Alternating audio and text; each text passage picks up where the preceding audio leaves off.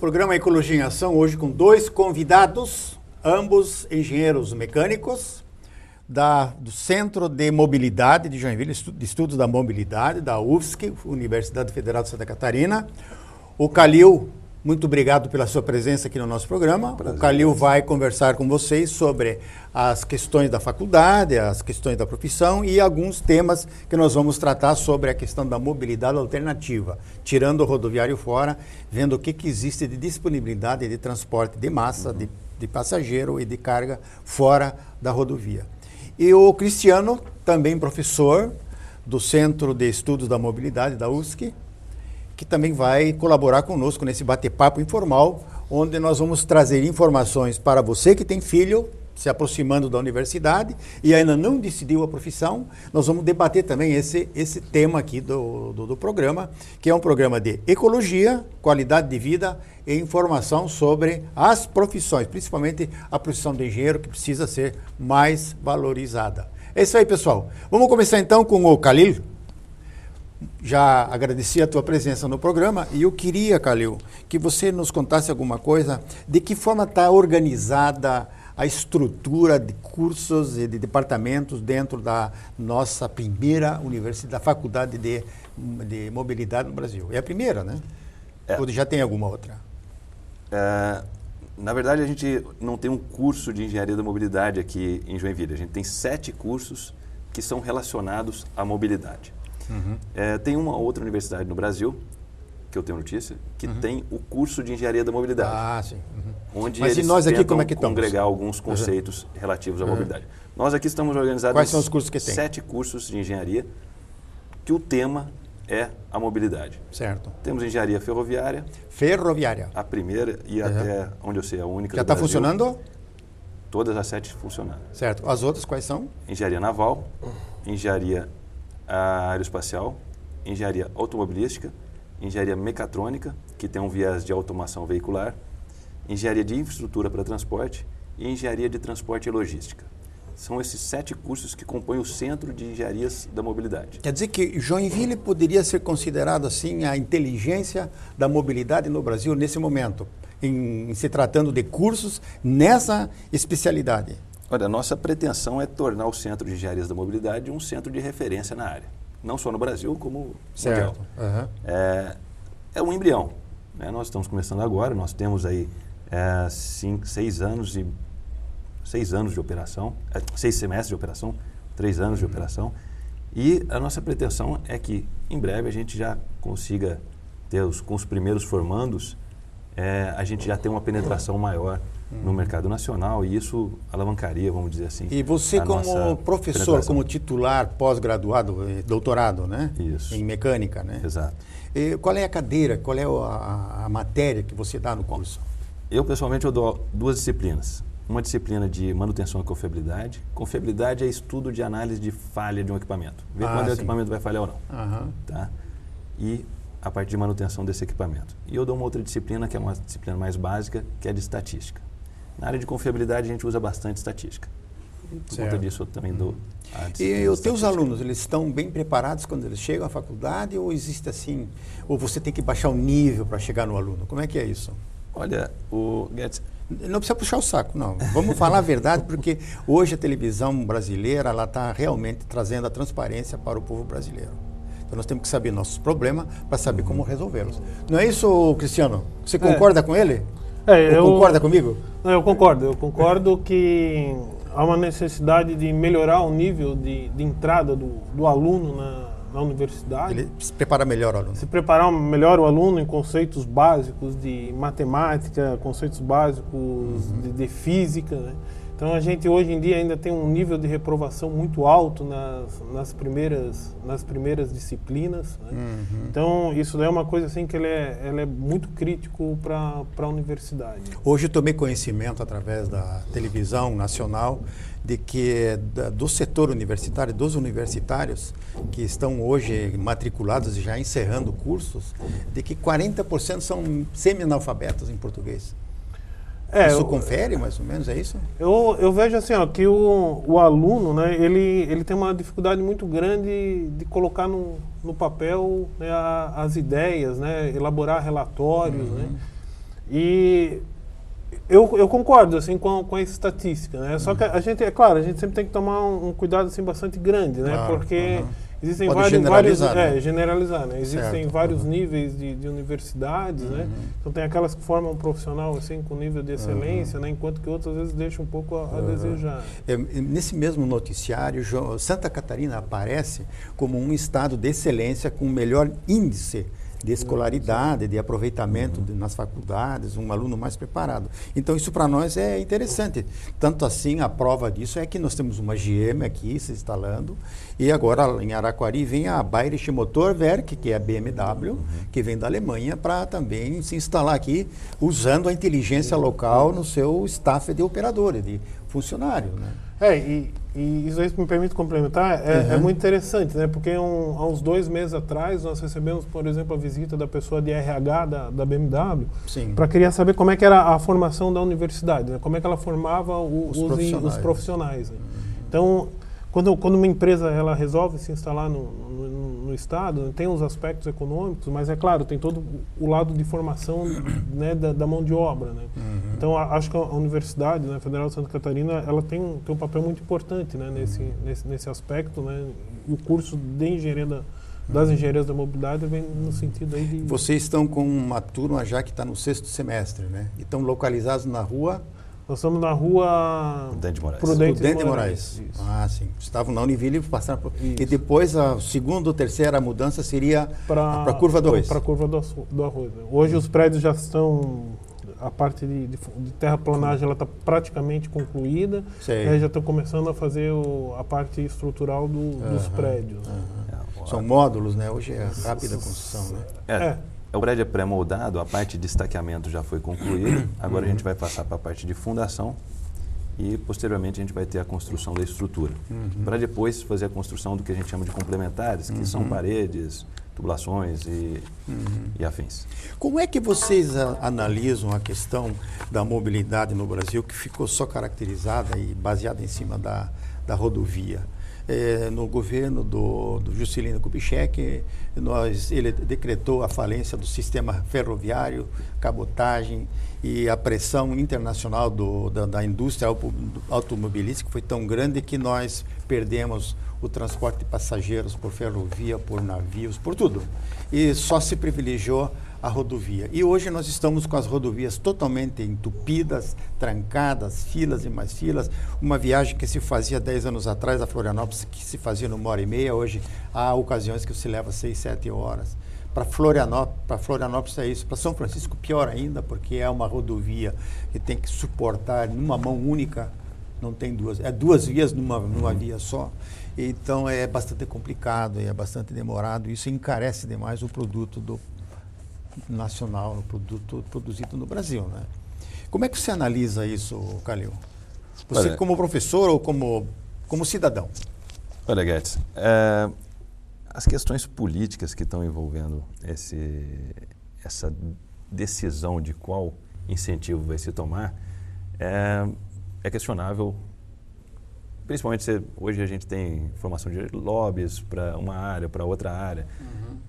Eu acho que isso é difícil da gente levantar e criticar, né? Pelo menos no âmbito que a gente Quando vocês dão o histórico da mobilidade no Brasil, vocês não passam essa história para os alunos? Como é que aconteceu de nós entrarmos nesse beco quase que sem saída? Você não mostra isso para os alunos? O que a gente esse histórico, isso não é a crítica, isso é a história.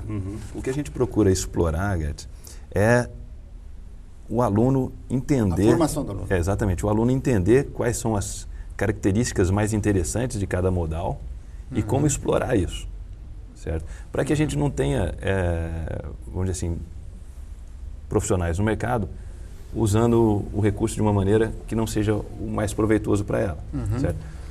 O veículo rodoviário, por exemplo, ele é muito bom para distâncias curtas. Para distâncias pequenas, ele é muito bom. Então, não é para acabar com o caminhão, acabar com o ônibus, mas as distâncias longas, eles não precisaria de ser feito via rodoviária, né? Então, sair um caminhão daqui para levar um equipamento lá para o Nordeste é inviável, certo? Então, existem modais mais interessantes. Mas sair daqui e ir para um ponto mais próximo, a rodovia pode ser um modal interessante. Então, a gente tem que Mas levantar voltando ao como problema, conciliar tudo isso de uma maneira Calil, harmônica. voltando para o problema atual da situação do empreendedor, do industrial, do cara que tem que deslocar suas mercadorias, hein, Cristiano? Esse conceito, esse estrangulamento que aconteceu, isso realmente, como é que vocês vão propor nos bancos dos alunos, no corpo docente, quais são as propostas, quais são as ideias que vocês vão jogar para esses novos profissionais que vão chegar no mercado, para que eles possam ajudar o cidadão brasileiro, o contribuinte, o eleitor, a melhorar a qualidade de vida no Brasil? Então, em algumas disciplinas, né, assim, o aluno, você tem uma oportunidade maior de debate, né, com os alunos, né, e estabelecer algumas coisas, alguns aspectos, uma análise crítica, né, do sistema modal, né, brasileiro. Então, às vezes o que a gente tem, eu tenho a oportunidade, eu ministro uma disciplina que é a Introdução à Engenharia, né, no básico. Né? 2 anos básicos. Então, uma das disciplinas é essa, outra é de metodologia de projeto de produto. Certo. Né? Então, num primeiro momento, né, eu mostro assim para o aluno, né, qual que é a situação atual. Né? Mas aí eu faço até uma pergunta interessante para eles, assim, como é que vocês se deslocam? Né? Por que você vai, por exemplo, né, hoje em dia você tem aluno que ele tem carro. Né? Então, às vezes ele pega o carro para andar 2 quadras. Por que ele vem de carro, não vem a pé? Ou de bicicleta. Né? Então aí você começa a ver várias questões, assim, por exemplo, de segurança. Né? É mais confortável vir de carro. Mas se o ônibus fosse melhor, ele provavelmente viria de ônibus.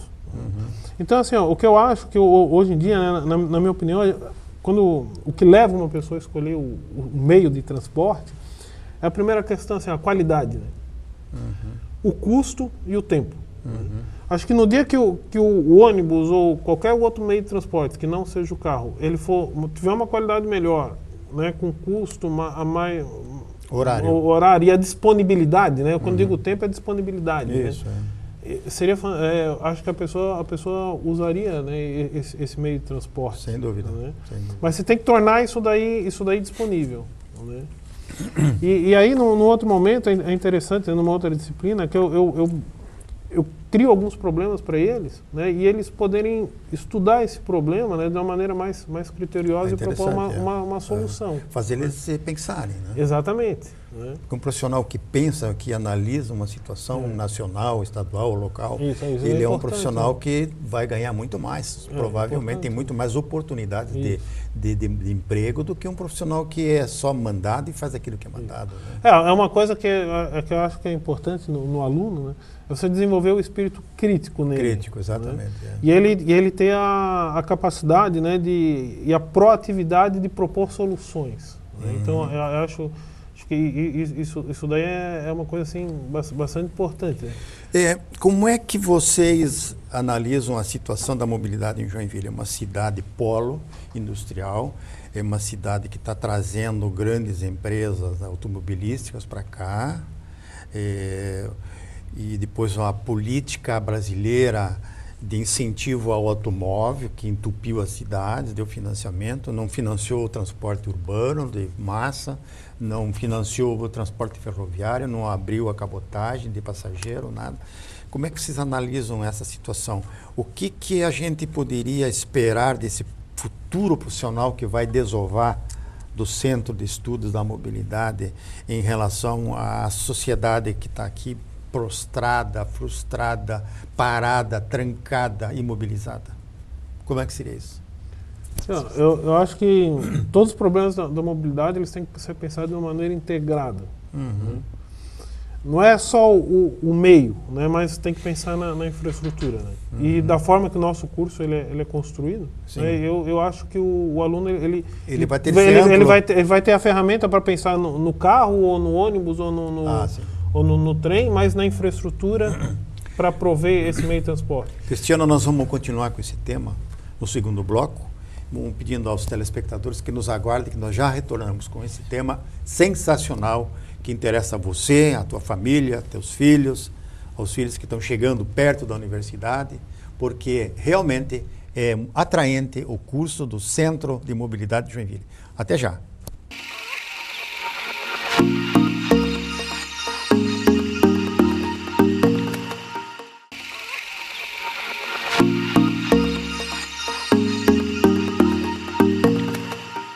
Ecologia em Ação está retornando com um programa interessante para os nossos telespectadores, que nos têm solicitado bastante sobre a questão da mobilidade, sobre a questão do transporte de passageiros, sobre os horários desse transporte, inclusive até o transporte aeroviário, que nós temos hoje no Brasil bastante problema.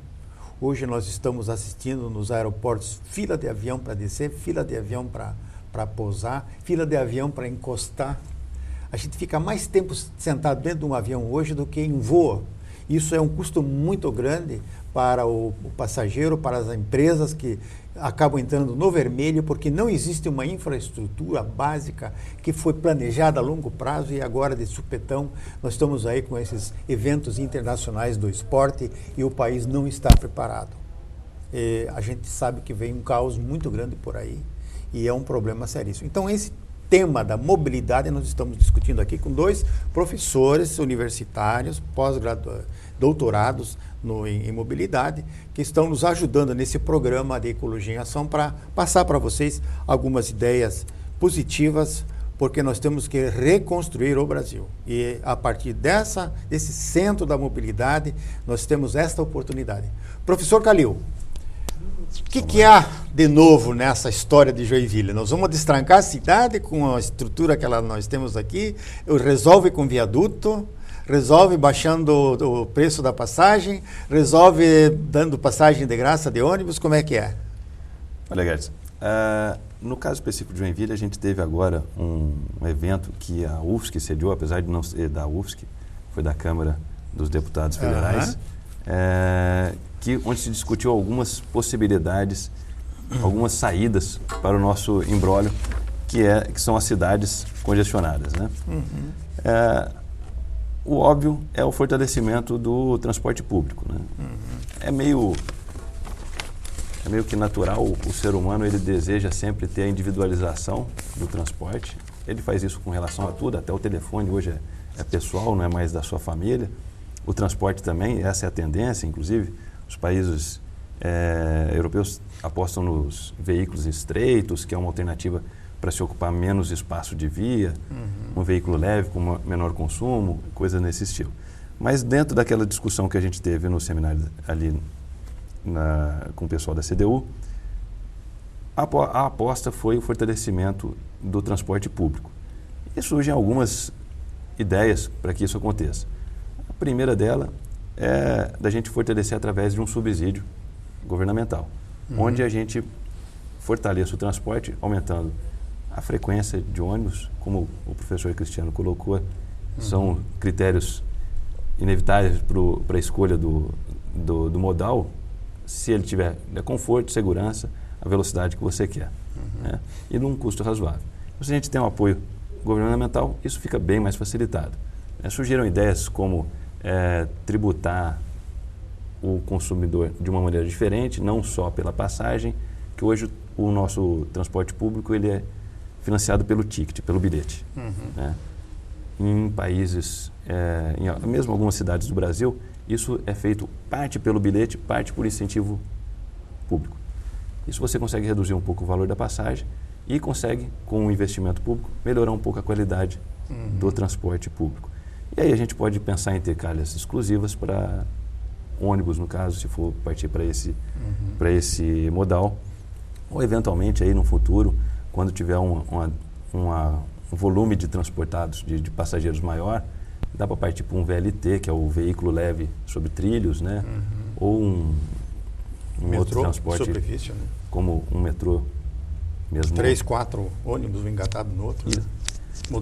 Esse ônibus, vamos dizer assim, que são ônibus engatados um ao outro, é o que a gente chama de BRT. Essa é uma solução brasileira, vamos dizer assim, que Joinville, eu acredito que já esteja estudando, pelo menos no seminário a gente discutiu isso lá. É viável? É viável. É extremamente viável. E o investimento que o poder público faz é menor, né? O BRT é baixo, o investimento é baixo. Você tem que ter calhas exclusivas para ele. Exclusivas, né? E boas, né? Boas.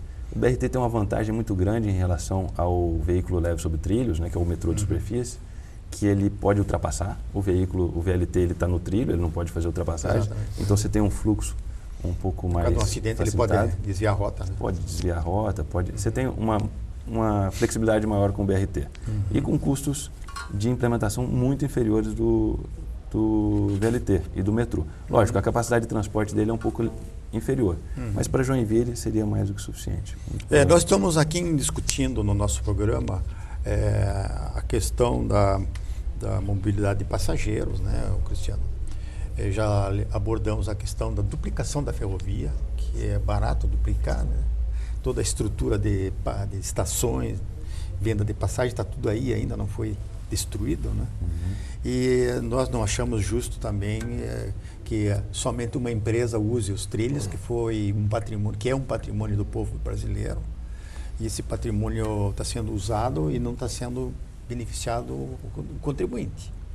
Então a gente está discutindo isso aqui. Já discutimos também a questão do overcraft, do transporte passageiro entre Joinville e São Francisco pela hidrovia, né? Um transporte que hoje existe muito equipamento parado na Europa, depois que criaram lá e inauguraram o trem que passa por debaixo do Canal da Mancha, né? Então tem muito equipamento bom, moderno, parado lá que a gente poderia eventualmente importar. Então são essas as discussões que nós estamos fazendo aqui. Mas eu queria retornar ao tema valorização da faculdade, da universidade de vocês. Então, para nós, joinvilenses, é uma honra ter uma universidade dessa qualificação aqui em Joinville. Nós vamos ser um polo, um centro da inteligência da mobilidade. Já estamos sendo, está sendo reconhecido isso, né? Graças ao corpo docente que vocês têm lá, e dos alunos que parece que são alunos diferentes, que têm um entusiasmo muito grande pela nova profissão. Mas aí eu pergunto para o Cristiano, o que pode imaginar um aluno desse quando formado em relação a ganhos na profissão dele?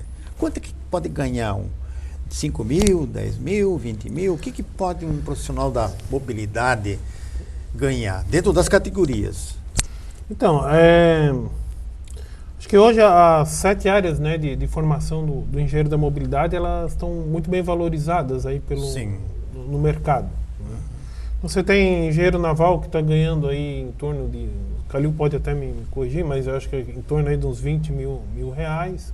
Né? O próprio engenheiro que trabalha na parte de transporte, logística, né? Também deve em torno aí de uns 15 mil reais. É claro que esse ganho, né, ele está associado também com uma série de outras formações paralelas ao curso, né? Certo. E oportunidades que o curso dá. Então, hoje em dia, a gente tem em torno aí de 30 alunos que eles estão indo para o exterior, passar um ano, né, fazendo um curso de graduação. Certo. Então, então, esse profissional, quando ele vai voltar com um diferencial muito grande. Né? Sem dúvida. E vai ser procurado, né? Vai ser procurado. Vai ser disputadíssimo. Né? Exatamente. Né? Então, o mercado sempre está bem aquecido. Bem na aquecido, área, né? Com um profissional bem formado, competente, né? Ele está bastante aquecido aí o mercado. Eu trabalho na área da construção civil, como supervisor ambiental, grandes projetos, né? E tenho notado assim que os profissionais recém-formados, eles têm muita dificuldade em tomar responsabilidade. Então, eles são muito inseguros. Agora, nesse mesmo quadro da construção civil no qual eu me movimento, e tenho observado bastante que os estagiários, eles crescem dentro de um canteiro de obras de uma maneira tal que em poucos meses você não reconhece mais aquele menino que veio lá, todo medroso, todo inseguro, olhando, não encarando ninguém. Hoje ele fala melhor, com mais coragem, com mais desenvoltura que muitos engenheiros velhos, engenheiro de 10 anos. Então, esse estágio, essa oportunidade, esse interesse que o aluno tem para com a profissão é importante também, né? Eu vejo a universidade, né, além da parte do conteúdo, né, acadêmico, Acho que o aluno dentro da universidade ele passa por um processo de amadurecimento muito grande. Hoje um jovem está chegando na universidade aí com 17, 18 anos. É muito verde, né? É muito...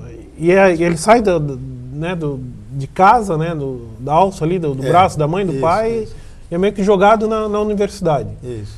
E dentro da universidade ele passa por um processo de amadurecimento. Então, isso daí a gente motiva muito os alunos, né? Então tem alunos que participam de competições estudantis, eles vão para São Paulo, vão para o Rio, vão para outros estados, né? Lideram equipes, lideram projetos. Né? Exatamente, lideram equipes, lideram projetos.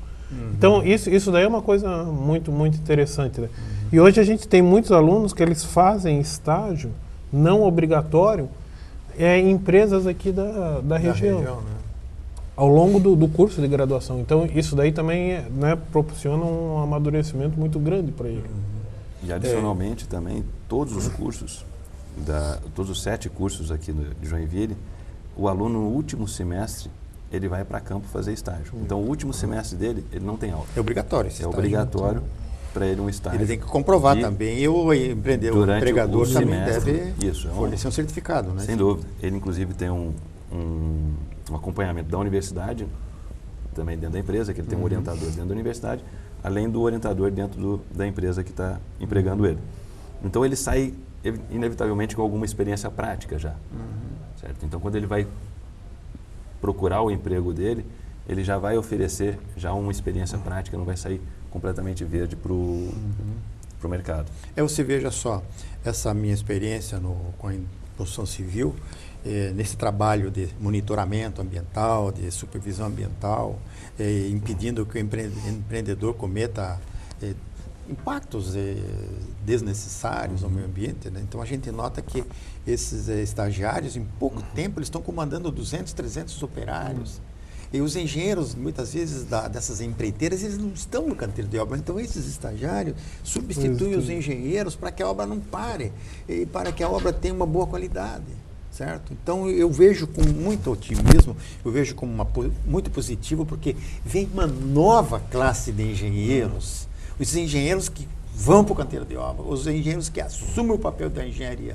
Né? Então não é só aquele engenheiro do ar-condicionado, aquele calígrafo, isso se acabou. Mas, meus queridos, eu agradeço muito, o programa está acabando, estamos na parte já passando do tempo, né? Eu acredito que vocês a Universidade Federal de Santa Catarina acertou em vir para Joinville. E você se prepare, porque a Bayerische Motorwerk está chegando aí, que é a BMW. Ok, muito obrigado e um abraço para vocês. Obrigado. Muito obrigado aí, Paulo.